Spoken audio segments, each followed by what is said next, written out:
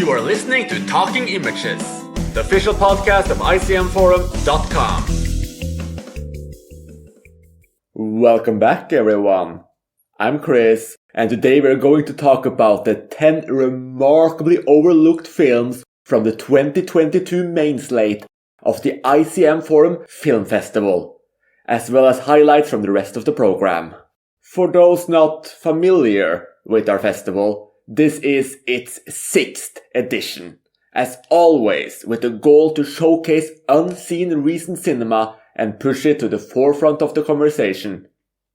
If you want to join in the fun, the ICMFFF2022 will be held from the 14th of November to the 12th of December and comprise the main slate of 10 films, the very 10 films we'll discuss today, as well as 10 additional slates showcasing the cinema of Africa, Asia, Europe and Latin America, as well as covering animation, documentary, LGBT+, English language independence, art house, and what we call Just Before Dawn, our cult selection. Just like last year, this is a programmer-only episode, with Tom and I trying our hand at it for the 2nd year in a row. So how does it feel to be back, Tom? It feels great to be back, Chris. I learned a lot during the previous year's first attempt at programming, and I've had a lot of fun working through everyone's nominations, and I think we've put together an even stronger program for this year. How about you, Chris? How do you feel about it? Pretty much the same, honestly.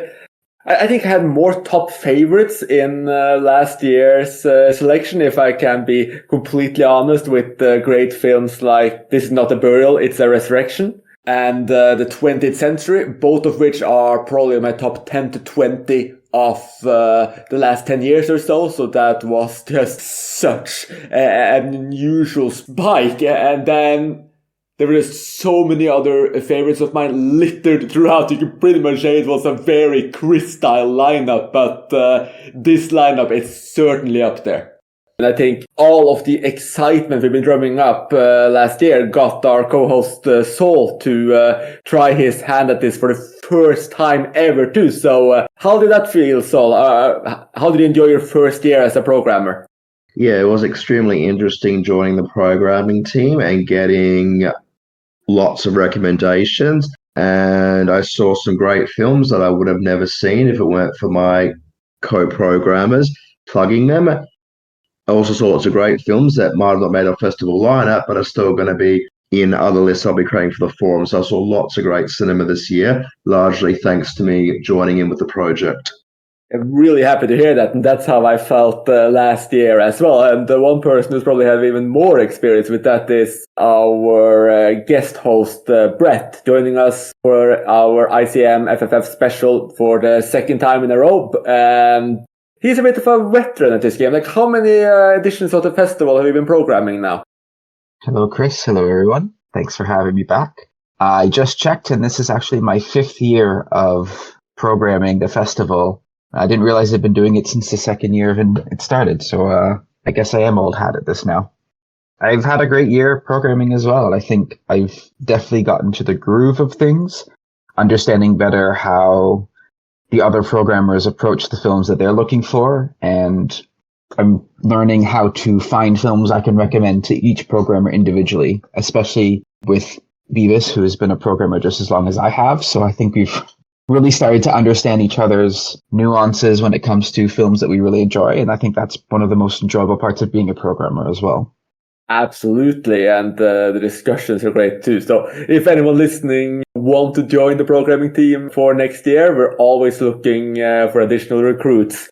And given that this is selection we have created, you can pretty much say that we have a little bit of stake in the game, because over the last 10 months, our 7-person programming team has tirelessly watched hundreds of potential candidates, resulting in a total of 178 officially nominated films, which we then slowly trimmed down until we were left with this list of 10 films that will be discussing today, the top of the crop, if you will. And of course, one film reigns above them all, at least in consensus, our Centerpiece, Caught in the Net. I mean, this is just an incredible lineup. We have two absolutely stunning and unique animated films. Yeah, that's right, two animated films in the main slate. The off-putting and grotesque Mad God and the stunningly beautiful The Crossing. Then there's to go in a completely different direction with the bonkers, low-budget and super fun Japanese sci-fi comedy Beyond the Infinite 2 Minutes. The far more airy and slow Luasian sci-fi mystery The Long Walk. The LGBTQ plus indie comedy Straight Up from the US. The brutal and cold satire New Order from Mexico. The stripped down A White Day from Iceland. The airy teen runaway tale, Adoration, and the personal cinephile essay film I think will resonate with quite a lot of us. Just don't think I'll scream. And I think it makes sense to start with our Centerpiece, because that's the film that just made so many heads turn. Caught in the Net by Barbara Shalapova and Vit Klusak, which is just a daunting look at the modern online world of underage girls, focusing in on the predators seeking to exploit and groom minors, not really sparing us any details beyond pixelating the adult men's penises and faces as they expose themselves repeatedly and act as if it's the most natural thing in the world. What they, however, do not know is that the young girls they're exposing themselves to are actually adult actresses in a studio with cameras tracking everything. They have been caught. This is the first time we've ever had a documentary in as our Centerpiece. And that's partially because of the extraordinary effort going into this, the real-life impact it had in the Czech Republic, and the fact that this is a film that just seemed to involve everyone who watched it. So I would just love to hear your opinions on this one. Caught in the Net is an absolutely stunning documentary, because what it does is it really gets to the extremes to which these online predators are prepared to go. And the crazy lengths which they're prepared to go is only actually matched by the crazy lengths to which the filmmakers themselves try to go. So it's sort of like you've got these predators who are out to sort of entrap these who they believe to be underage girls. At the same time, you've got the camera crew who do similar things also, including trying to have hidden microphones in the second part of the film, which maybe I won't mention more of just because it comes as a bit of a surprise, but it goes to some really crazy extremes. The whole thing's also incredibly creepy, not just because of the subject matter, but because the way it's done. It's not just the body parts that are getting blurred out, but also everything is blurred out of the faces of the predators except for the eyes and the mouths. And it's actually incredibly creepy watching these people, seeing them looking in throughout the blurred part over there. And there were a few reservations that I did have about the film, because I think some of it does get a bit lost on the cutting room floor. So I wasn't sure how much of it's them entrapping the predators, but a lot of them actually start saying very sexually explicit things even before the girls even mention anything at all. So I just thought it was a really incredibly interesting look at the way that people communicate in modern times. I guess how normalized it is to go online to chat with somebody, and how you've got all these people lurking there, just waiting for it to happen, and just some of the extremes that up in the second half. Absolutely mind-blowing that these things are actually happening in the world of today. Yeah, absolutely. I mean, it's such an unnerving and uncomfortable viewing. But beyond that premise, one of the things that really involved me, and I think made it a film that kind of reached across the aisle to all kinds of film buffs, is that beyond having such a dark, clear documentary narrative informing us of the status quo, as you will, right now, and really pushing the emotional buttons. The film is also very much about the creation of the film. So those of us who like a little bit more meta elements get really drawn in here too. I mean, we start with the audition process, for instance, where the women reveal that they have also been approached as children, and the actual casting and how these three actresses are picked to get the roles. We also see a lot of the other potential girls that could have been cast in their stead, and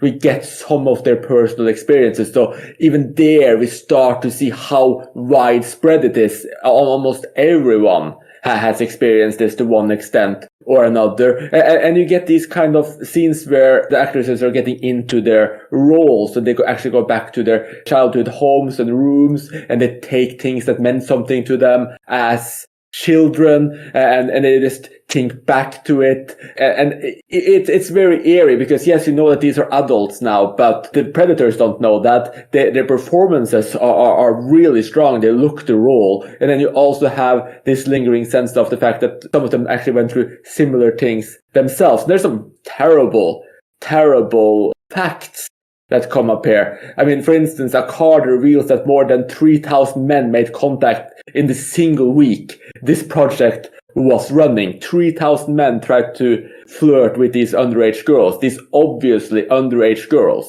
And a lot of work goes into making sure they understand these underage girls from their profiles, the kind of images they post.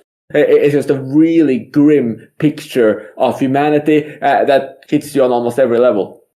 Just something else that I thought I'd quickly mention about Caught in the Net is because you've got the film crew looking on and the other actresses looking on whenever one of the girls makes contact with a predator. What really got me is where that so much of it's communicated just by the silent expressions. You've got like all these silent gaffes they're making. They're like staring in disbelief, and that conveys so much emotion without them even having to say anything at all. Yeah, completely. I agree with that. You can just see how everyone in the team, essentially, that's working on this film, are emotionally affected by watching this day in and day out. You get almost counseling sessions where the actresses can't actually keep on doing it. You have people around them.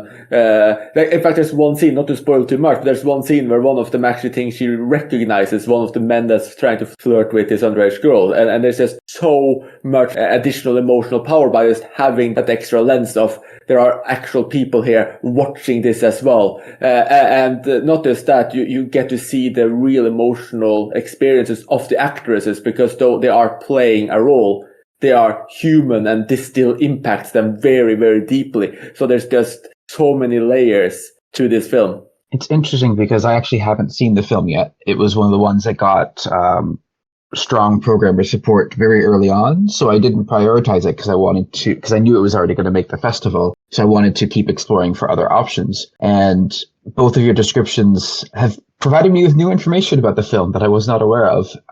And it's definitely, as the centerpiece, a film that I do want to see during the actual festival, which is normally I spend most of my time watching films the rest of the year. But for the festival, it's what I do want to see. And I think it's an interesting film right now, especially when looking at the geopolitical landscape of North America, because there's a lot of anti-gay harassment happening now, especially in the United States, where mostly right-wing, I don't know what to call them, I wouldn't call them activists per se, but personalities, I suppose, are accusing anyone who is queer or even pro-LGBT equal rights, calling them groomers and implying that they're pedophiles, and a lot of this mudslinging and inaccurate negativity. And there's often this misconception or intentional misconception of trying to link gay men with being pedophiles, even though it's not a thing. And yet here you have a documentary that clearly exposes, and once again, that, the majority of pedophiles are straight, and it's not anything linked to sexual orientation. It's something completely different. And sure, I guess if they did the same experiment and did it with young boys, they'd attract a number of older men as well, trying to take advantage of the vulnerable. But it's more about this power dynamic and how inherently unbalanced that is, that as opposed to the orientation of the people in general. So I'm hoping that people going into this maybe weren't already aware of the depravity of some human individuals, that we have a more positive outlook on things than going in, I expect this. But I think it's going to be eye-opening for a number of people, and I hope that everyone does give this film a chance. And I think it was a really excellent and interesting choice for the Centerpiece for this festival. Yeah, I'm really happy it was chosen. I was surprised it was chosen too, because we've never really given that kind of emphasis to a documentary before, but it's one that really hits all the boxes. And just in terms of real impact, there was even one arrest made specifically because of the documentary, and they handed over all their information to the police. So that's a really good record of potential pedophiles if ever anything is done from these men in the future. So they're now under observation, if you will.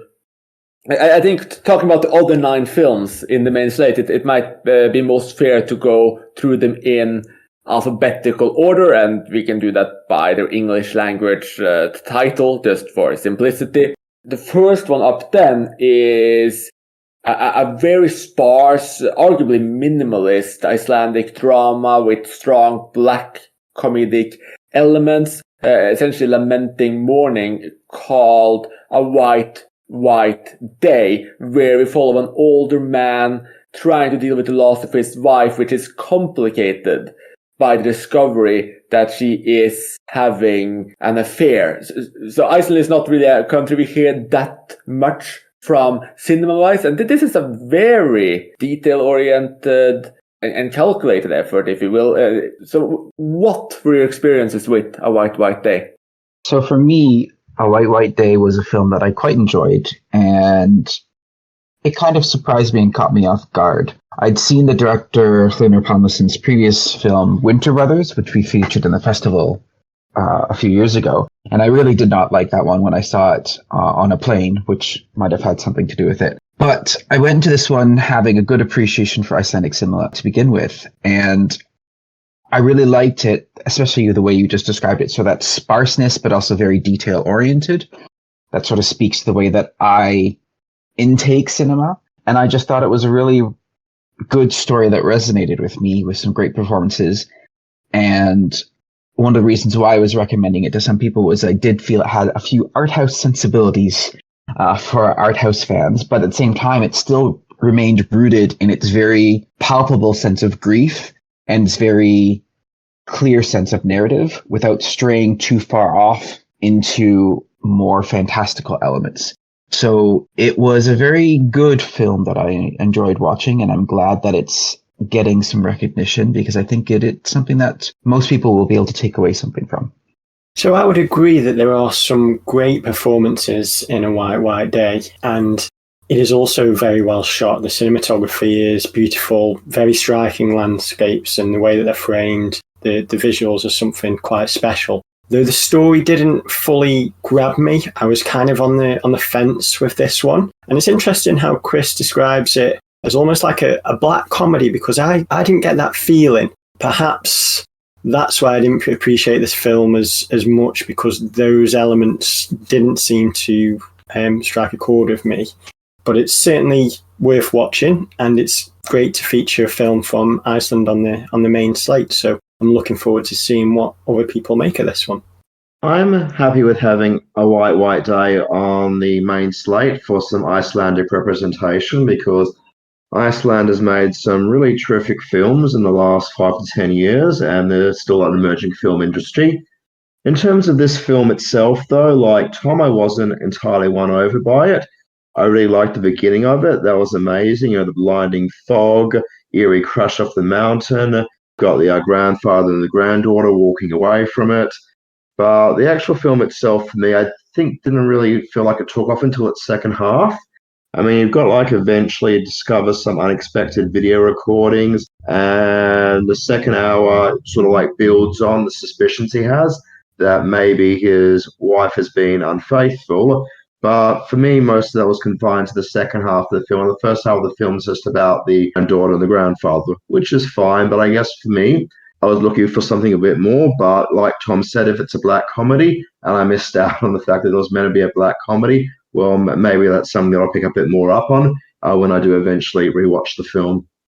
I mean, that might largely be my Scandinavian sensibilities, but you do have a lot of, shall we say, quirky side characters, the blundering police constables, for instance. A scene where a protagonist, I mean, it shouldn't really spoil too much, but there's some confrontations there that are remarkably awkward. And I think when you have a film that's this stripped down and very muted, both in performances, and then you have these little explosions and these moments of quirkiness, that does add that little bit of flair that pushes it over. But I would say it's obviously not a direct comedy. It's more like you have these black comedic touches on the sideline with some neurotic or irrational behavior, and that's something that's just very Scandinavian, shall we say, Nordic in Iceland's case. And I like that you brought up the first 5-10 minutes, though, because I think that was probably the strongest part of the film for me too. I mean, that's almost the part of the film that goes in an experimental direction,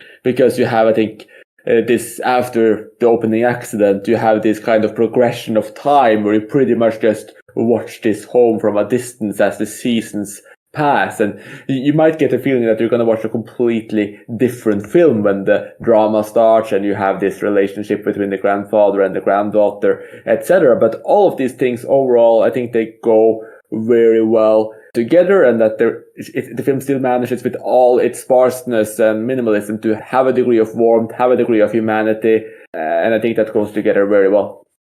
I think Chris is right in that it's very much a Nordic sensibilities, because I also did not see it as a comedy when I watched the film. For me, it was much more of a drama with a lot of mystery elements and maybe a few tragic comic ones, but I think it's a stretch calling it a black comedy. Yeah. Like I said, the comedic elements, not really a full-on black comedy. And that might be how you could describe the next film we're going to talk about too, Adoration, which is not really a black comedy at all either. Certainly not a comedy, but it has some of those touches on the side there. It's a airy and unnerving film about youthful love and mental illness. It can be very visceral. The way I would describe it, it's a bit similar to Lucille Hadžilašević, if she had, say, reimagined Moonrise Kingdom. It's airy, it's creepy, it has touches of this just weird semi-road movie about these teenagers who, well, run away. I'm not sure how much more I would even want to say about that, but it's certainly something a bit different. Though fans of the Belgian director Fabrice Duwelsch may have had an inkling of what was going to happen here. So what was your impressions of Adoration? I'm a big fan of Adoration, and I think it's worth adding that this was a film that was in close competition with Caught in the Net for Centerpiece. But I'm glad that it's in the main slate anyway, and I'm sure a lot of people are going to enjoy this. Fabrice Duwelsch is a great Belgian director. First caught my eye with his early horror outings, Calvaire and Vignon, and he's got a great flair for these sublime visuals. And this is a wonderful tale that kind of veers away from horror territory, but it still has a few disturbing moments. It's a striking teens on the run thriller, and it's almost like a dark fairy tale as the teens go on a dangerous journey, and the visuals certainly match this interpretation. The storyline, it's a simple yet effective tragic young romance, and I think the visuals are really the strongest element of this. It should have a good appeal for those who enjoy art house cinema, but the narrative as well is strong enough for those who like a more conventional film. So I'm looking forward to seeing what people think of this one. I thought Adoration was an excellent film, and I agree it would have been a great centerpiece choice also, although I did prefer Caught in the Net. It is an excellent film. It's a very moody thriller, and part of what really drove the film for me is there's a bit of ambiguity in there. So the girl, when he first meets her, insists that she has been put in the institution as part of a ploy to get at her inheritance. And the boy starts helping her by believing that it's first. and the ambiguity isn't really kept up the whole time through. But as the film progresses, he digs deeper and deeper. He gets more and more involved with her to the point that he can't, pull back.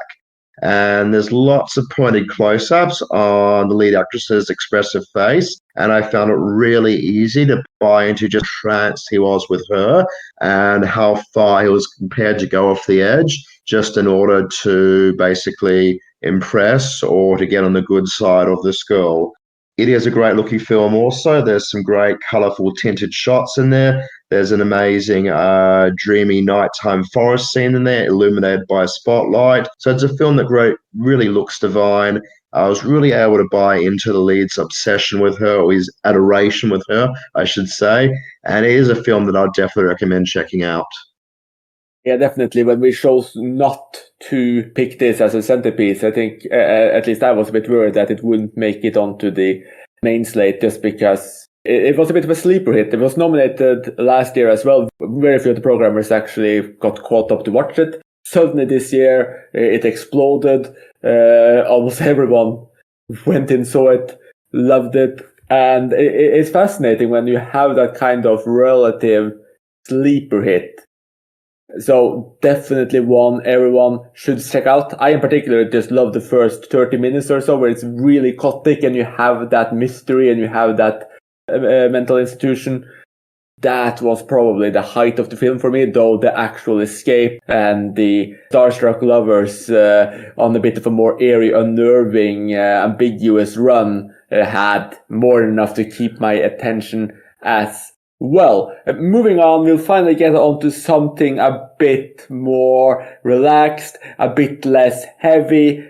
And it's a film we actually talked about at some length already in our interview with Adam Terrell from Third Window Films. I'm talking, of course, of Beyond the Infinite 2 Minutes. Essentially a surefire future cult hit, which just still needs to find more fans. Quick summary, it's about a man who realizes what could be a camera glitch or some kind of other mysterious happening allows him to see 2 minutes into the future. With a lot of additional hijinks as things start to get more and more wild. So we talked about this a little bit before already, and you can go back to our interview episode with Adam Terrell to hear a bit more, but just quick thoughts. What is that makes Beyond Infinite 2 Minutes just so fun, and why people really need to seek it out? It's a film that really does a lot with a small budget and a big idea. And it's very cleverly done. And it's just oozes charm throughout. There's lots of humour. Anyone who likes inventive sci-fi films are going to really enjoy it. As you've mentioned, Chris, we've been into this a lot before, so I'll just leave it at that. But I think that anyone who takes a punt on this is going to have a great time. Yeah, I feel a bit similarly to Tom. That's a film that anybody is going to watch is if they've got some interest in sci-fi, I think there's a good chance they'll like it or love it if they're interested in sci-fi ideas. But I do also feel it's a film that we've discussed quite a bit in the Adam Terrell podcast. One thing which I do think I'll mention, which is one of the most fun elements of it, is that the characters get obsessed with this idea that they have to do whatever they see in the future in order to avoid creating time paradoxes. So you've got them going to all these crazy extremes just in order to mirror what they've seen happen in the future, which I thought was a really fun and novel idea. And then I recently saw a film called Time Lapse from 2014, which has actually got the same idea or a similar idea. They see photos from the future and they do all these crazy things to try and make sure that they are copying what they've seen happen in the future. But that one's a drama. And I guess the fun about Beyond the Infinite 2 Minutes, you've got all these time paradox obsessed characters who don't want to create time paradoxes or ruin things or whatever. And it's played as a very lively and jovial comedy. And, there's stuff in there that doesn't make sense. Like you're taking the television upstairs and downstairs and it's not plugged in and it's still going, but it's just such a brisk and fast paced ride that you don't really think about any of those things until afterwards. It's an utterly enjoyable experience. Absolutely, and also one of those films where you just feel the energy and joy and passion from everyone who's involved the actors are clearly just having so much fun, and the idea is inventive, it's basic, but it's also just really clever. And these little ways, like you mentioned, so that they put essentially the TV and the computer up against each other, so they create this loop where they can see further and further into the future with 2 minutes between all of them, and you can see in the small screens far away something happening, and then you can see how it might act out later. And all of these touches are really fun. It's a one location film essentially as well, so it's really on that shoestring budget, but it's just an absolute pleasure to watch.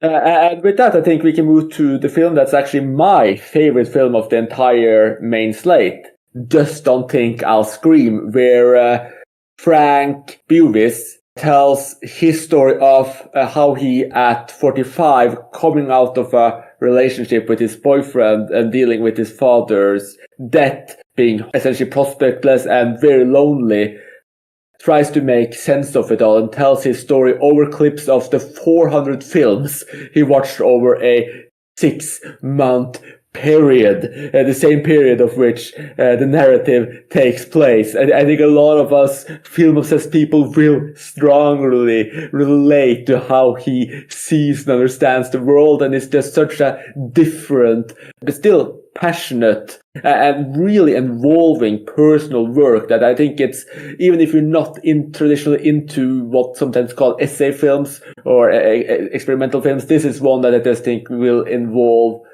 most people. As I was so happy to see when the programmers who are generally not into this kind of film just jumped on the bandwagon here. So it's a film that I cannot recommend enough. Just Don't Think I'll Scream is really a really great film, and I do entirely agree with what Chris said, that people who are really obsessed with watching films will enjoy it. The only thing is that if you're as film obsessed as I am, you might not find it particularly realistic. Like, he doesn't leave the house for pretty much the whole time, and yet he only gets through 400 films in 6 months. And I'm somebody who watches over 1,000 films a year. In fact, at the moment, we're just at the end of October, and I've already gone past 1,000, so I'll probably get to 1,200 this year. And I also have a full-time job. So for me, the 400 mark wasn't a great achievement, but what was a great achievement was the way he has clips from all those 400 films placed against a 70-minute monologue. It's very creative. It reminded me a lot of The Green Fog from Guy Madden. And similarly to that, there's a lot of fun in recognizing clips and which movies they come from, as well as from forgetting that it's all source material. So sometimes I forgot about it. I could be talking about his living room and would see shots of living rooms from other films or whatever. It would take me a minute or so to realize, oh, actually, this is in his house. He's talking about and describing it, but it's actually from a film, and it's actually not from his house. So that was pretty great. What would really set it apart for me from The Green Fog and made it very different is that he constantly favors clips in which you can't see the actors and the actresses. So for me, it was very easy to imagine him being on screen because I actually see any actresses or actors in there, which is why I guess I kept forgetting that we weren't actually seeing his living room or seeing his house. So yeah, it was just a very, very unique documentary. Really enthralling experience. Always fun seeing source material to recognize from. But like I've said a couple of times already, part of the fun is from forgetting that source material and just seeing how well it comes together. Yeah, I completely agree with that. It's so easy to believe that this is what he's seeing, this is the force around him, this is his father, etc., or at least that they're representations of it. It comes together in a very poetic and beautiful way. And just hearing his internal monologue, he gives so much of himself here, and I think it's just hard not to get emotionally connected to him, especially when we are in a similar position, I guess. Oh, and I'm not sure if he actually worked on this film at the same time this was happening, but maybe that's why he didn't get to Saul's absolutely insane numbers of films. Maybe that's his excuse. He was also working on a film. Who knows? And continuing on to another film that is also deeply personal in a very different way, Mad God by Phil Tippett. Special effects legend. A man who has actually spent 30 years building and constructing this incredible animated film, the first of two animated films we will be discussing today. It's a film that I personally found just utterly disgusting, just filled with gore, blood, death, guts, feces, and just that on repeat. It's not necessarily for the faint of heart. It's one of the films that I personally didn't love, but it's a truly special work that just has to be seen. And I can say that my co-host just liked it a lot more than me, and I was still thoroughly impressed because in all its off-putting nature, the technique and just what went into this film is just absolutely extraordinary. It is an extraordinary film, Chris. You're right there. It's a truly nightmarish stop-motion animation, and the fact that it was 30 years in the making is just extraordinary, really. The level of passion that Phil Tippett has put into make this project a reality. And he had to set up a Kickstarter to fund parts of it, but he was determined to make his dream a reality, and, well, his nightmare a reality, should I say. And I'm so glad he did, because it's just beautiful. I mean, there's no dialogue and there's really kind of little in the way of a plot, but the imagery is just incredible. And there's so much beautiful craft and handiwork on show that make this film a must-see. If you're into disturbing head trips and impressive stop-motion animation, then look no further, because this is the film for you. I absolutely love Mad God also. A lot of it comes to the fact that I really like Jan Svankmajer. I'm not pronouncing that correctly. The guy did Alice and Conspirators of Pleasure and all those stop-motion animated films, and Terry Gilliam's animated films, because that's what this reminded me of a lot. You have a lot of strange, weird, leftover creatures in this post-apocalyptic industrial landscape. It's a really great, very immersive world that the directors managed to create here. And what I actually found quite interesting, but maybe it's just because of the choice of title, but when I was watching the film, what I couldn't get out of my head was the Alexei German film, Hard to Be a God. Or I know that's actually an adaptation of something else, but it's sort of like you've got this outsider traveling through a civilization who's seemingly in ruins, and he's sort of, I guess, a bit like godlike compared to all the other creatures in there. But yeah, very interesting, world created. Really great what they're able to do without any dialogue in there at all. And I guess, true to the title, totally mad film in the best way possible. I believe it's Jan Svankmajer that you're referring to, so. And based on Chris and Tom's synopsis of the film, it's definitely not a film for me. I'm way too squeamish.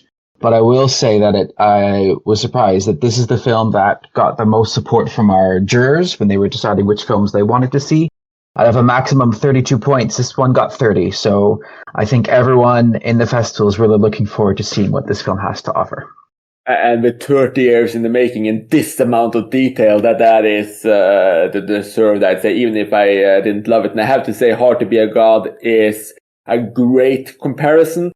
Like, it's the same amount of just violence, darkness, depravity, just with a little bit more dialogue. And of course, it's in black and white with actual humans rather than stop motion. In terms of stop motion, I was actually thinking a little bit of Meet the Feebles as well, by Peter Jackson, which also just delves into more disgusting elements. But Mad God is just at another level. And with essentially no real dialogue, it's just these creatures that make sounds, and there's just torture, and there's death, and creatures eating each other. This kind of existential nightmarish just circle of constant death and terror. It's just something else that has to be seen to be believed. I don't think I've ever seen anything quite like this before. And while it doesn't exactly have the same amount of, shall we say, human fluids, Mad God will certainly get competition from our next film in just how cold and brutal it is. I am talking of New Order by upcoming Mexican director Miguel Franco. A thoroughly violent an off-putting look at wealth inequality and corruption, which just gets bleaker and bleaker. I believe someone described it essentially as home invasion meets Hollow, and that's not that far off. It's just constant darkness in the worst possible way. So, how did you guys feel about this film? Because it's a film that just really attacks your senses. New Order is a film that really spoke to me. I suppose it's kind of as close as you can get to being a horror film without actually being a horror film, because it is just a bleak and disturbing and a nasty film, and that's why it worked so well for me. It's a powerful Mexican film that covers similar ground to Bacurau, albeit in a more impactful way. It explores social inequalities and class divides with a troubling depiction of an uprising that derails the wedding of a privileged family. Now, the first, say, half an hour is particularly impactful. It's very powerful stuff. And then, surprisingly, filmmakers are able to still take it to even more disturbing lengths as the film progresses. It's a great film, one that I recommend cautiously, but I know that all of our programmers who took the plunge have enjoyed it. So if you've got the stomach for disturbing and powerful films, this should or could hit the sweet spot for you. New Order is a film which I think is pretty well done. However, I was actually the programmer who gave it the lowest score. All the other programmers gave it the highest marks possible. I gave it second highest marks possible. I agree it's a very visceral and very powerful film, which showing the lengths to which human beings can become depraved and how easily power can be abused. I guess the clincher for me why I wouldn't rate it as highly as, say, Sundown, which is the next film which the director did after this, or Sailor, or some of the other films that have been mentioned in the same breath, is that the point of the film seems to be that power corrupts no matter who has it, and the lower classes would be equally as ruthless and callous as if in control. However, the way that happens in the film is that there's no gradual progression, because the lower classes begin killing the rich within, I think it's literally seconds. It's definitely less than 5 minutes of taking over. I think if the progression was a little bit more gradual, the film would have really won me over with the depths to which they're prepared to go, but the film sort of goes to shocking you from very early on. And I guess for me, there was a bit more of a jolt than what I would have liked to see, but it's certainly a very powerful film. And I'm really happy to have it in the program, because I do believe of the 50 films in the festival, it's the only Mexican film in there. I'll just add that New Order is a film I was shocked got approved or got as much love as it did, because it like Matt got, it's a very off-putting film, and it's a very distanced film. I don't think there's any real character except perhaps one or two that are even remotely likable. It's very cold. It's very distant and stripped down throughout.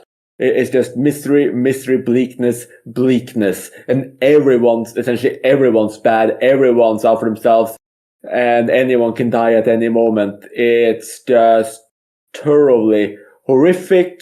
And it's also a little rough around the edges, but I just think the emotional impact hits you so hard, it's almost impossible to look away. And that makes it one of those films that definitely should be seen if you have the stomach for it.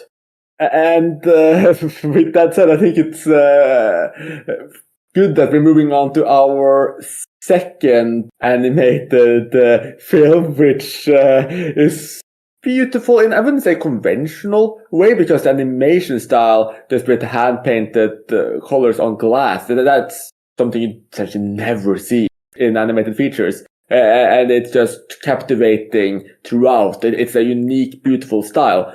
It's easy to look at it and just see beautiful colors, even with all the darkness within it. It's not as off-putting. You have likable characters.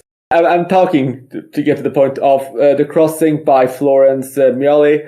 We discussed it already in our recent 2021 episode, so maybe we won't get too much into details here either. You can go and listen to that episode, but it is a powerful, beautiful, magical refugee drama set in more fictionalized Eastern Europe, which makes it even more poignant today with obviously the war in Ukraine.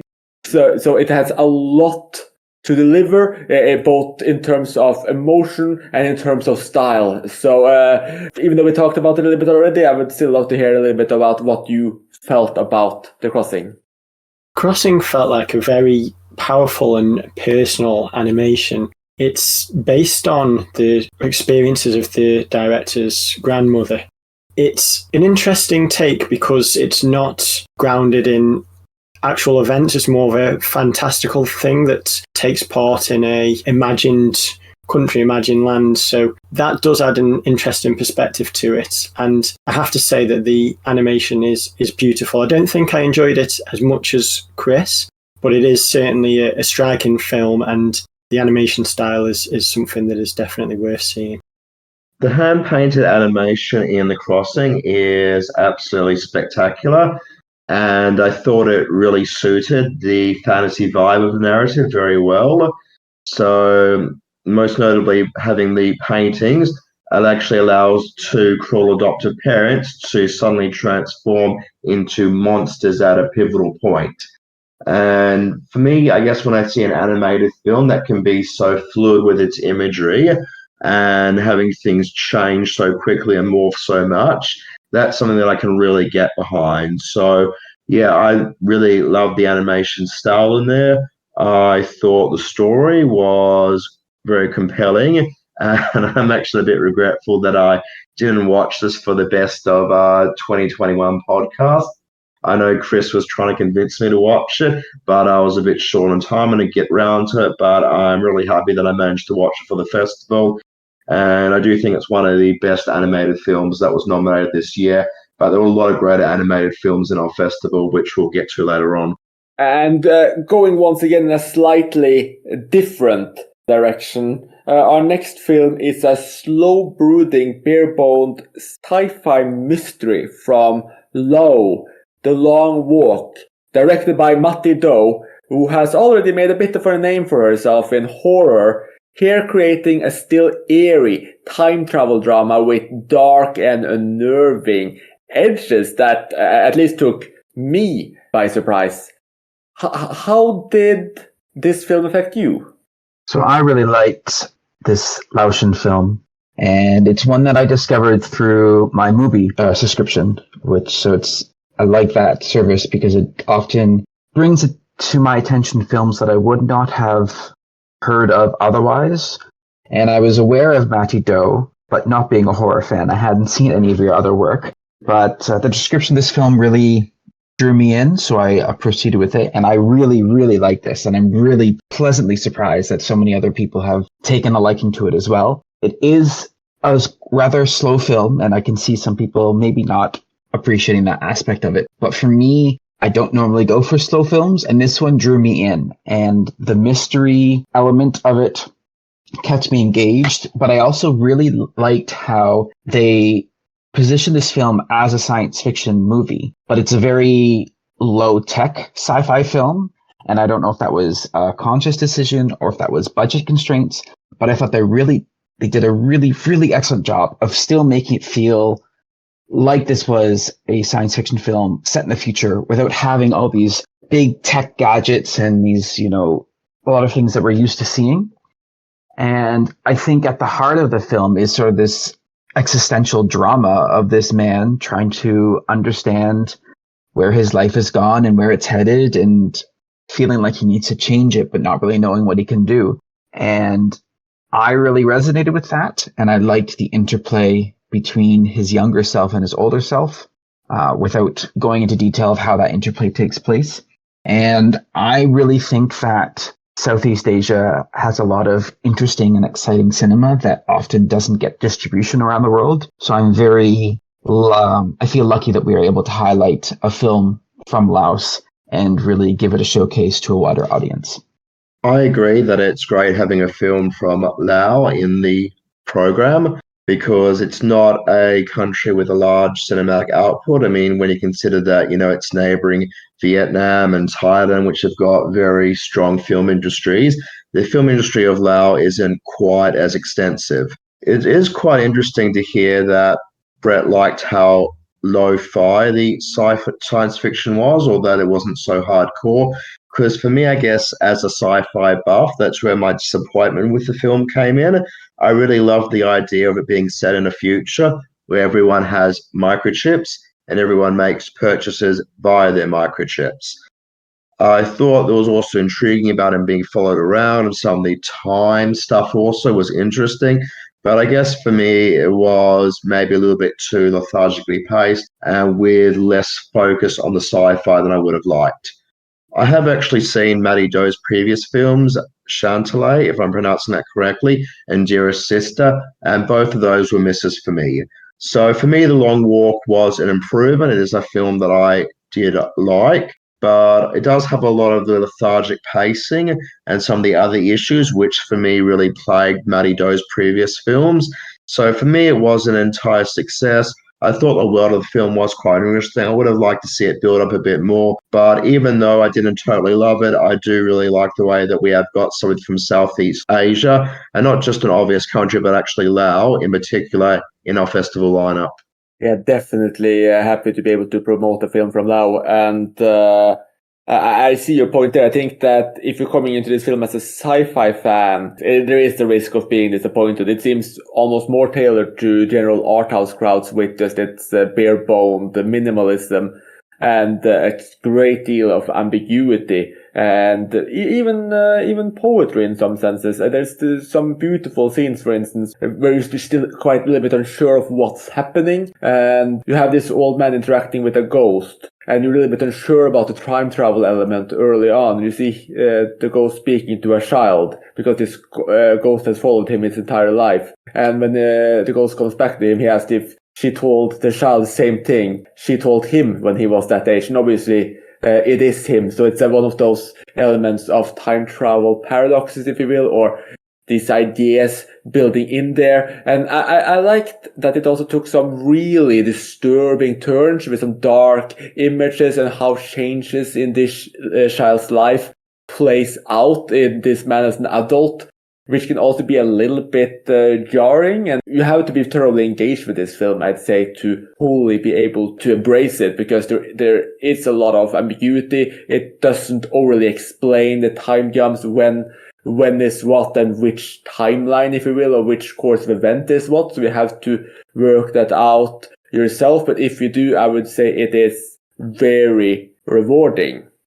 I feel like I need to revisit The Long Walk because it didn't really work for me on first viewing. I watched it as part of a horror film festival and it kind of faded into the background compared with the other films that I saw that day, perhaps because, as Chris said, the genre elements are quite weak. There isn't really much of an emphasis on the sci-fi aspects, and it does feel like you're watching an art house drama. It's competently made and it's well acted, but it wasn't what I was looking for. But all of my other programmers seem to have loved it, so it is tempting me to give it a rewatch and seeing if I take something differently from it on the second time round. I will say that I'm surprised that it was playing at a horror festival because it doesn't say horror to me about anything, even the premise, and I think I'm notorious for avoiding horror on this forum. But also I do think it is a film that may warrant a second viewing, just because a lot of things even I noticed, I didn't realize what was going on until partway through. And it's like, oh, that makes sense about that earlier scene. And I think that even for someone who enjoyed the film, a rewatch might also be just as rewarding. So we've been talking a lot about some dark films here. There's some nice breakups of that flow, but there's been a lot of darkness. So it's good that our final film, alphabetically, straight up, can be our one all-out quirky indie comedy. Its tagline is probably one of the best I've seen recently. All talk, no sex. It's the story of a young neurotic man with OCD who's always believed himself to be gay, but just doesn't have any interest in sex, and is very put off by it and starts to wonder if he could be straight. He tries to form a relationship with a woman. This is one of those indie films with a lot of, well, as the tagline says, talk. It's playful banter between two quirky, damaged characters. This neurotic man and a woman scarred by what we learn is some kind of sexual trauma. But the overall comedy is mostly light. It is frankly utterly hilarious. It was also a film that was in competition for our Centerpiece. It's one of those films that it seems almost impossible to hate. Great character-driven drama comedy. And again, it's nice to end this main slate on a very positive note. So what about you guys? What did you enjoy the most about Straight Up?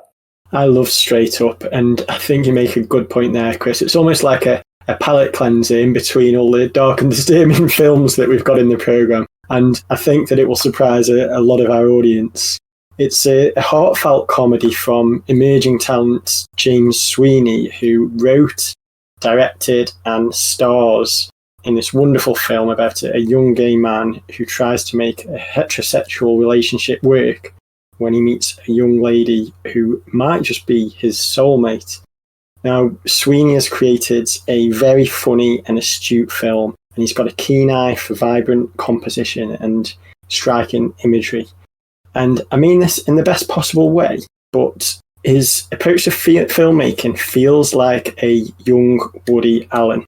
He's really mastered the kind of wisecracking dialogue and the strong relationship drama that it feels like it should resonate well with people who are familiar with early Woody Allen. And it's just great to have a positive, entertaining and feel-good film in the programme, and I'm glad that it's one that everyone has supported because I really loved this from the moment I first saw it. Straight Up was a very entertaining and very vibrant film. I really love the lead actor who's the director. I thought his performance was great. He got his extreme OCD and borderline autism traits down perfectly. And I also really liked his motor-mouth manner of talking. And I just felt like a pitch-perfect character. And I guess until I see him in other films, I won't know whether that's just him or whether it's a performance for the role. But I think he absolutely totally nailed it. The only reservations I had about the film, but it was actually really great to hear that Brett liked it also, is that I was just wondering if it had a bit of a anti-gay and anti-asexuality bias to it, because you've sort of got this gay character who's trying to be straight and trying to sort of like, I guess, repress his homosexual feelings. And then there's also a lot about, the fact that he doesn't enjoy sex. And there's actually a large number of people on the rainbow who identify as asexual. And I was sort of in the back of my mind wondering how they would interpret the film. And there are some letterbox comments out there that aren't very flattering towards the film in terms of its stance on asexuality. But look, I guess personally speaking, as somebody who's not asexual, I did enjoy the film. I thought it was thoroughly entertaining. The lead performance, like I said, is great. And yeah, I was just totally engaged with it from start to end. I think I can just add that the character at one point in the film also wonders if he is asexual. In the whole film, it's a bit about his kind of existential identity crisis where he doesn't really know what he is and he's trying to work it all out. So I do think it would be a little bit unfair to criticize the film on that note, because it's very open in just how unsure he is about what exactly he is and what category he fits in, if any. So this was a film that, on paper, I was hesitant to watch, a lot of for the reasons that Saul had mentioned. But I was pleasantly surprised, and Tom had specifically recommended this film to me to give it a shot. So I'm glad I did, because I thoroughly enjoyed it.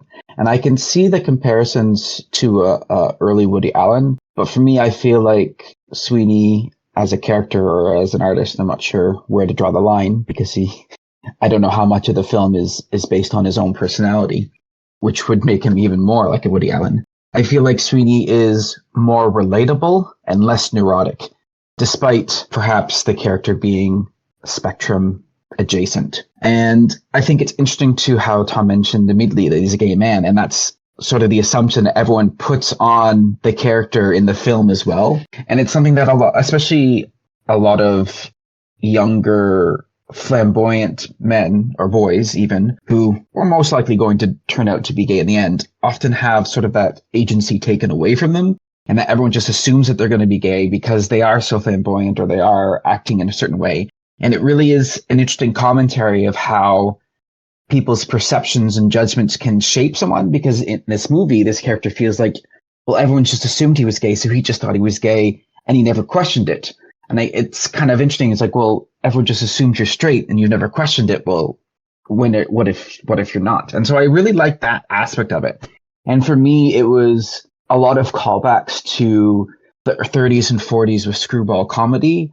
I especially think that first hour is just almost solid dialogue, and it's just so snappy and it's so hilarious and it's so witty, and it cracked me up a lot. And I really liked it. Felt like it had brought something new to the table. And it's not often I see a film that I feel like it's fresh. And it doesn't mean that I'm only going to enjoy films that are new. Sometimes you watch films because you enjoy the comfort level or that feeling of coming home, that watching those films. But this one felt challenging and yet rewarding at the same time.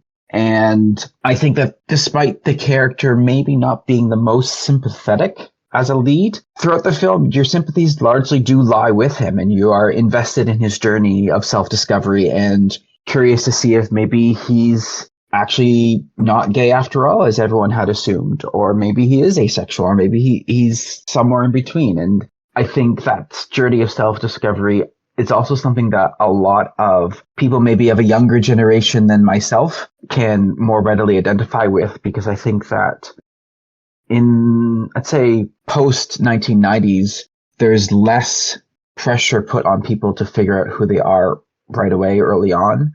And there's more of a willingness to let people take their time to slowly discover who they are and who they want to be. And I think that this film really sort of captures that sentimentality. And it was a hit with me, and I'm very pleased that our festival audience is willing to take a look at this film as well. I'll just join in, and I completely agree with you that the snappy dialogue is just absolutely phenomenal. You have these two quirky characters, and the dialogue just runs rampant. It's hilarious, and I feel like maybe I'm not watching as many indie comedies as maybe I should, but it feels like we haven't really gotten that kind of snappy dialogue in a while, and that's pretty much one of Straight Up's main defining features. It's utterly hilarious, and I think anyone who's been missing that, like me, will find a lot to enjoy here. Absolutely. And one more thing I forgot to mention as well is that I think this film also had a really smart and fun take on the manic pixie dream girl trope, in that this film is ostensibly about James Sweeney character, but his counterpart, who I forget the character's name, which Rory, and you can remember that with all of the Gilmore Girls references. Thank you, Rory. She does have her own storyline as well. She doesn't solely exist for the sake of having James Sweeney's character figure himself out. And I thought that was a really interesting take, because it sets it up for her to be a manic pixie dream girl who will magically solve all of his problems. And I like that it took that trope and turned it on its head. And yeah, with that, please feel free to come join us over at the ICM forum for the festival starting on the 14th of November. Or if you're listening to this anytime later, just find the films and seek them out. But like you mentioned earlier, these 10 films are not the entire festival. We also have 10 other slates. I would love to hear which slates and what films you guys are the most excited about. I'm sure that it will be no surprise to our regular listeners that my favourite slate is the Just Before Dawn slate, which focuses on genre cinema from all around the world. It's pretty exciting this year that we've got a great mix of films from 4 different countries. There's the brilliant indie horror 12-Hour Shift, about a night shift from hell in a hospital. It goes to some disturbing places, but it's also got quite a lot of screwball comedy in there and a great cast, so it's well worth checking out. Then we have Come True, which is one of my favourite horror films of recent years. A striking visual feast with a great soundtrack that explores the world of lucid dreaming, and there's some nightmarish imagery in there. Really can't recommend that enough. I'm also really excited that we've got Fried Barry in the slate, which is a South African horror. This is one hell of a head trip about a man who goes on a rampage after being abducted by aliens, and it's a bizarre and crazy journey like nothing you've ever seen before, so definitely worth watching. And then finally, it's great to have a film from Belgium in Hotel Poseidon. Now, this is another weird and wonderful film. The cinematography in this is excellent, lots of handheld camera work, close-up, and the set design is remarkable. So 4 very diverse and exciting horror films, and I'm really excited to see what people think of them. So Just Before Dawn slate is definitely my hot tip to check out all of those films. Even if you're not into horror, I think there's a lot of exciting filmmakers at work there that you'd get a lot out of. As a horror fan, I totally agree with Tom that the Just Before Dawn lineup is incredibly strong this year. He did mention the last film is from Belgium. We've also got in there a South African one, and the 2 other English language ones. We've actually got one from America and one from Canada in there. So we're actually representing 4 horror producing countries with the lineup. And I thought all 4 films were excellent. I'm happy to have them all in there. One of the slates that I'm most proud of this year is our Asia slate. While there are films from Japan and Hong Kong slated elsewhere in the festival, the 4 films in our Asia slate all come from countries other than the 2 big players. Not only that, there are films from different parts of the Asian continent. We've got one from the Middle East, one from Eastern Asia, one with ties to Southeast Asia, and the last from the Indian subcontinent. And they're all very different films too. There's a comedy, a thriller, and 2 dramas. Our Middle Eastern pick is It Must Be Heaven from Palestine. This is one of those films that blurs the lines of fiction and reality, as Elias Suleiman, playing himself as a silent Hulo-like observer, comes across various absurdities as he travels the world trying to finance a new film project. Suleiman is hilarious, with comically bemused and astonished reactions to such madness as watching cops surround him in what turns out to be a mere patio compliance survey. His fears of flying are also really well done too, obsessed with the plane wing that appears like it's rattling too much. Best of all, though, are the scenes when he comes to an exaggerated gun-wielding America. Our East Asian pick is the Korean thriller Midnight, which focuses on a deaf woman recklessly pursued by a psychopath in the streets at night. While the deafness sounds like a bit of a gimmick, it is actually used really well throughout, with some of the most intense scenes involving the deaf woman conversing with her also deaf mother in Korean Sign Language. The film also takes quite a few satirical swipes at how ill-equipped the average person is out there when it comes to communicating with a deaf person without assistive technology. I'd say that even while this is a thriller, it's actually to me a little bit more down to earth and definitely far less sentimental than the Young Deaf Woman movie that recently won the Academy Award for Best Picture. And for the non-hearing person representation it delivers, I think Midnight is an essential film. I'm so happy that it's in our festival. Our Southeast Asian pick in the Asian slate actually isn't an Asian movie per se. It's an Australian film, but it's entirely shot in Khmer and Thai. The film is Buoyancy, which is an intense look at a teenager from rural Cambodia who's tricked into slave on a ship which is supposed to be bound for a better life in Thailand. There's lots to like in how quiet the teenager is, slowly observing, putting things together, and eventually deciding to try and befriend his captors in order to ultimately get the upper hand on them if possible.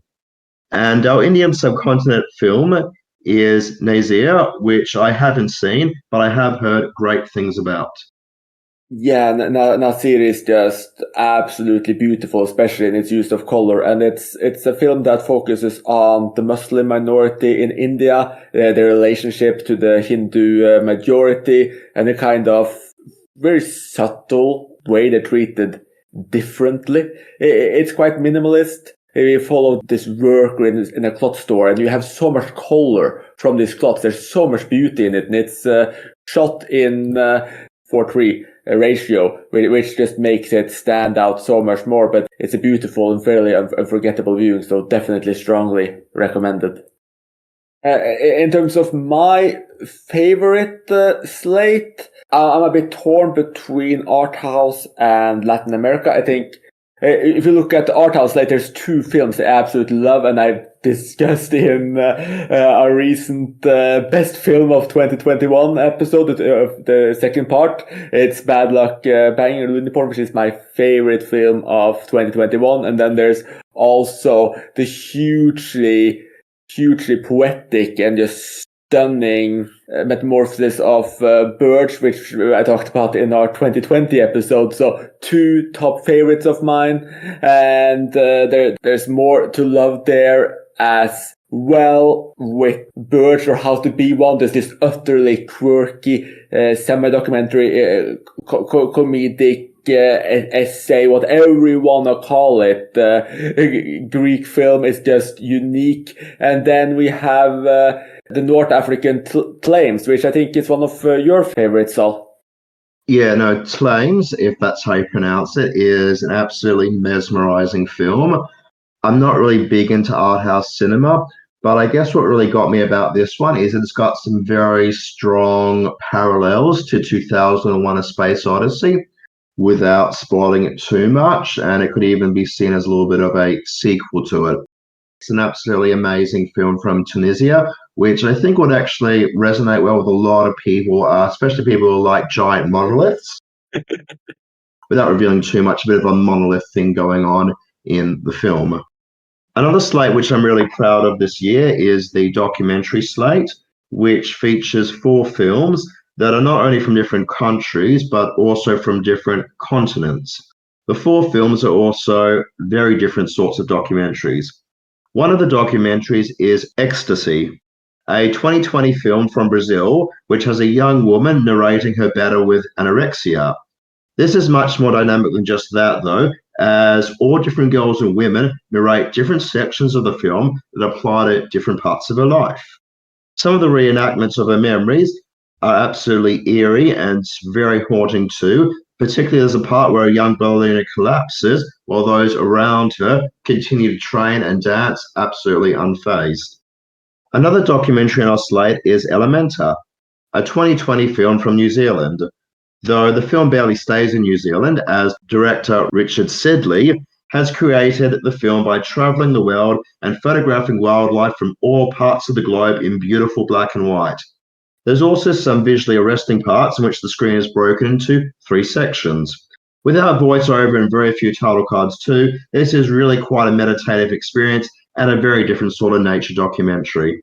Also very different to Ecstasy and Elementa in this slate is the Congolese documentary Stop Filming Us, which is a co-production with the Netherlands and one with a deliciously large room for debate regarding whether it is more European or more Congolese, with the Dutch filmmakers giving the local filmmakers some artistic control over the documentary that they've been hired to film about Congo's representation in Western media.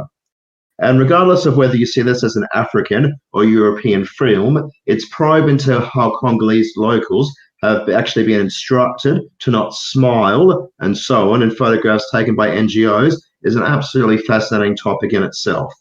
The 4th documentary in the slate is also the only fully European documentary in our slate, which gives some good diversity in there, and it also has a subject matter which is very different to the other 3 documentaries. The film in question is called A Casa al Home, which is a Romanian film about a family living off the grid who are forced to relocate to government housing. The kids are also forced to go to school. And while I found bits and pieces of it lacking, it got really good support from a couple of other programmers, and I like the diversity of all 4 documentaries in the slate. There's also some other great documentaries that I've made off festival, including one in the LGBTIQ section. I can talk about that one. So that film is called Little Girl, and it's a documentary that doesn't have any narration. sort of in that, not really cinema verite style, but it's told through interviews exclusively and just silent observation. And it's following I think she's 9 years old, if not a bit younger, a little transgendered girl navigating her way through school. And it focuses a bit more on her mother and her mother's fears and feelings and her hopes for her daughter and how she just wants to make sure that she's going to be okay and everything really turns out well for her. And I think it's a really nice and poignant little film to kick off that slate. And other films in the queer slate I'm really happy about is that Xavier Dolan's latest film, Matthias and Maxime, is being featured. Very wonderful film, in my opinion, though I might be biased, a bit of a Dolan fanboy here. And then and it also features Dolan returning to acting in his own films, because the previous couple of films he'd been solely director, but sort of harkening back to his debut feature, he's in front of the camera this time as well.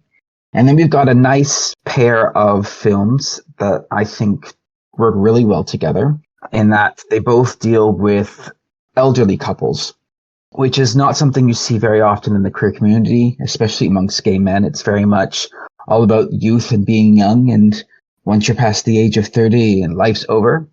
So the first is called Twilight's Kiss, and it's a film of two men in Hong Kong forging together a relationship in their late 60s, early 70s. And then the counterpart is the only film from the slate I haven't seen yet, but I'm looking forward to seeing, because I've been wanting to see it for quite some time, is a French film about two elderly lesbians making their way and trying to figure things out for themselves as well. And I think one interesting comparison between these films and some of the typical queer fare you see these days is that sense of having grown up in a different generation and how things were just so much different back then to compare how they are now, and trying to acclimatize yourself to the modern society and letting go of all those fears that you had about yourself. And I think it's going to make for a very exciting and interesting slate of queer films for this festival. I totally agree with you about having a really great queer slate this year, Brett. And one of the things I was sort of pushing for when I would try and do the program was trying to get some trans representation into the queer slate, and also not just having them as all gay films. So it's really great to have a really strong lesbian drama in there, such as Two of Us. And just to plug that one a little bit, it is a drama, but there's some really great thriller vibes to it also. So you've got this elderly woman, and her life partner has had a stroke, but basically she's taken away by a family to be cared for and is being given a carer instead. And she's trying to get back and just connect with the woman who she loves, but she sort of finds herself locked out of her lover's apartment. So it's really interesting the way she tries to get back in there. I just want to say that I'm also really proud of our animation slate, because even though we got 2 animated films into the main slate, we've still got 4 great ones in their own animation slate. And they're not only 4 films that are from 4 different countries this time, but they're also 4 films that are from 4 very different animated styles. Possibly my favorite of the bunch is Pompo the Cinephile from Japan. While it's animated in a traditional style, it's one of those movies that could have never looked the same in live action, with some insane effects, as the film editor protagonist imagines himself literally chopping through giant film reels in super saturated colors. The film also takes some swipes at film awards and the Hollywood system in general. Another really great film this slate is an Estonian one called The Old Man Movie. It follows 3 kids who accidentally let a dangerously unmilked cow loose and try and track it down. It all seems fairly family-friendly at first, but the imagery becomes increasingly sexualized in the most hilarious of ways. It's quite gory too, with a little bit of a plug to Fantastic Voyage, although the film that it reminded me the most of was A Town Called Panic. And if you enjoyed that, I think you would enjoy The Old Man Movie also. Another film in the lineup, which I would highly recommend, is a Polish film called Kill It and Leave This Town. This one has the most unconventional animation style of all the movies in the slate. It largely consists of black and white drawings, but depth of field also becomes wildly manipulated at times, particularly when you have this gigantic head in the foreground talking to his mother in the sort of background on a deathbed. There's also some real surreal touches, humans being cut up and gutted like fish. If that sounds anything like something you'd be interested in, I couldn't recommend it more. The fourth film in our animation slate is the US fantasy film Cryptozoo. I didn't dig this one quite as much as the other three, with the story more about debating moral values than anything else, but with a WTF opening in which two nude hippies are attacked by an irate unicorn to all the mythological creatures that let it pop up. It's got some really spectacular images, some really unforgettable scenes, and something that I would recommend people checking out. To touch a bit on that as well, I think it's interesting that often I think with more genre films like Just Before Dawn slate or art house and horror and queer films, they often get a little bit pigeonholed or ghettoized in that they're shunted into a particular slate and kind of ignored from being considered everywhere else. And I like how this year we've tried to not have that hold us back, and we've seen some excellent genre films that have made it to the main slate this year, but also you see them sprinkled around, and even with documentaries as well, as previously mentioned, that they're not confined to their own slates. And I think that was something with the little girl documentary that I'm happy that's being featured, but I kind of had wanted to be in the documentary slate, just more of in terms of it not being shunted like, oh, it's just a queer film, so we're just going to put it with the queer films. Because for me, it's a film I think everyone needs to see, and it's something that for all audiences, not just queer audiences. But I think that can be said about a lot of the different films and the different genre slates, is that they may be built for genre fans, but I think a lot of them, maybe not all of them, as a non-horror fan myself, but I think a lot of them are more accessible and can be more accessible to people. So I'm really hoping that our participants will be willing to give these films another look, even if they're not necessarily super interested in those genres themselves. I hope that they take the opportunity to look into at least one film from each slate and give it a chance and see what new discoveries they might surprise. For myself, I think of all the films I haven't seen yet, I am most excited about Two of Us, which I guess isn't really that surprising. But I am looking forward to seeing some of the films that my programmers have really been chalking up for pretty much the entire year that I hadn't seen, just because I knew that they were already a likelihood for the festival. But now that the festival's coming along, I am looking forward to sitting down and watch them. I don't know if I have a key film I really want to see aside from maybe Caught in the Net, which is the Centerpiece. But if I had to pick one, I think it probably would be Father, a Serbian film that we're including in our European slate. It's just something that looks interesting to me, and I'm excited to see how that one's going to pan out. Yeah, and I think, like you mentioned, all of our slates are very strong this year. And Father is essentially like a Serbian Ken Loach. And then you actually have a British film in there too, After Love, which has gotten a lot of attention with phenomenal performances. You have one of Saul's favorite films, Bye Bye Morons, which is just a very stylish comedy. And you have a Maltese drama about a fisherman in a changing economy played by an actual fisherman. And it's very strong work from a country that we rarely see films from. So very good showing there. And like I mentioned earlier, I'm really excited about Latin America. I especially love Wandering Heart, which is just a film with so much hectic, melancholic energy. And just a wonderful tour de force central performance. Highly recommend that. And that slate is just so varied as well.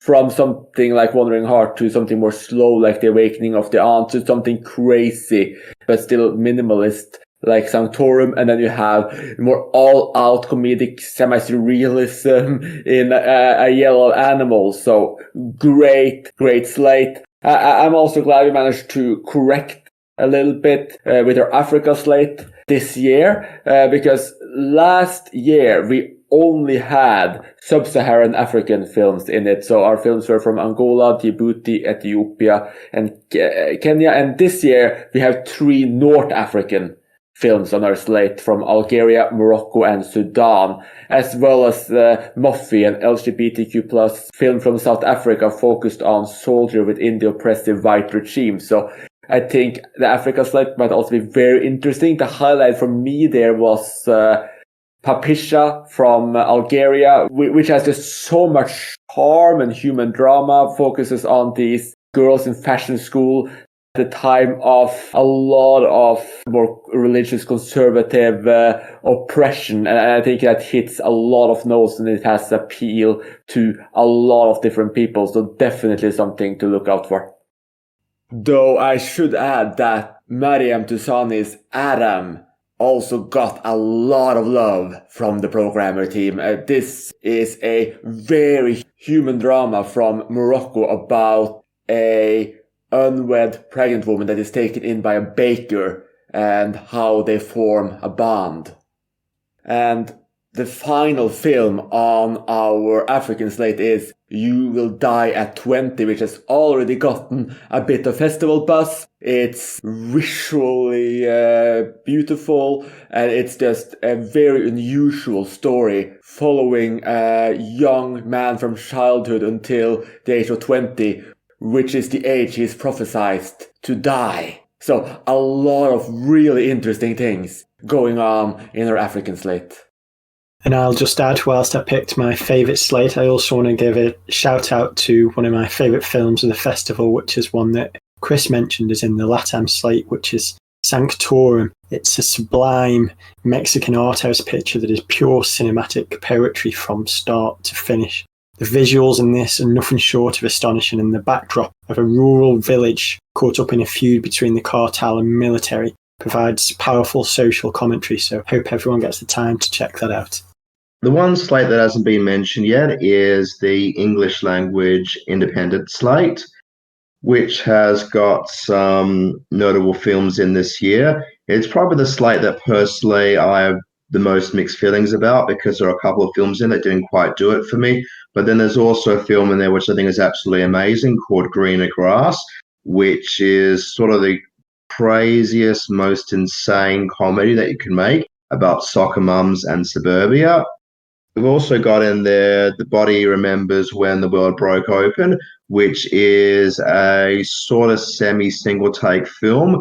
It's quite interesting as a technical achievement, as well as having some Indigenous Canadian representation in there, made by Indigenous Canadian.